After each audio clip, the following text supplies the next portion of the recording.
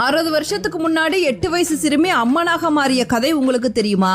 1956ஆம் ஆண்டு லலிதா அப்படிங்கிற 8 வயசு சிறுமி காரைக்குடிக்கு அருகில் இருக்க மீனாட்சிபுரத்துக்கு உடல் முழுவதும் அம்மையோட வந்திருக்கா. தான் சமயபுரத்திலிருந்து வந்திருக்கதா அந்த ஊர் மக்கள் கிட்ட சொல்லியிருக்கா. சிறுமி சொன்ன வார்த்தைகள் எல்லாம் அருள்வாக்காய் இருந்து பல அற்புதங்களை நிகழ்த்தியிருக்கு. சிறுமியோட உடல்ல இருந்து அம்மை முத்துக்கள் போல வளர ஆரம்பிச்சிருக்கு. இதை பார்த்து நிறைய பேர் கிண்டல் பண்ண ஆரம்பிச்சிருக்காங்க. ஒரு நாள் தன்னை கிண்டல் பண்ணவரை பார்த்து, உங்க வீட்டு கிணத்தடியில தக்காளி செடி இருக்கு, அதுல தக்காளி பழம் முளைச்சிருக்கு, அதை கொண்டு வா அப்படின்னு சொல்லியிருக்கா. எங்க வீட்டுல தக்காளி செடியே இல்லையே அப்படின்னு சொல்லிட்டு அவரும் போய் பார்த்திருக்காரு. அப்ப கிணத்தடியில ஒரு தக்காளி செடி புதிதாக முளைச்சு அதுல தக்காளி பழம் இருந்திருக்கு. அதை கொண்டு வந்து அந்த தெய்வ சிறுமி கிட்ட கொடுத்து ஆசீர்வாதம் வாங்கியிருக்காரு. அன்று முதல் பக்தர்கள் அம்மனுக்கு காணிக்கையாக தக்காளி பழத்தை கொடுத்திருக்காங்க.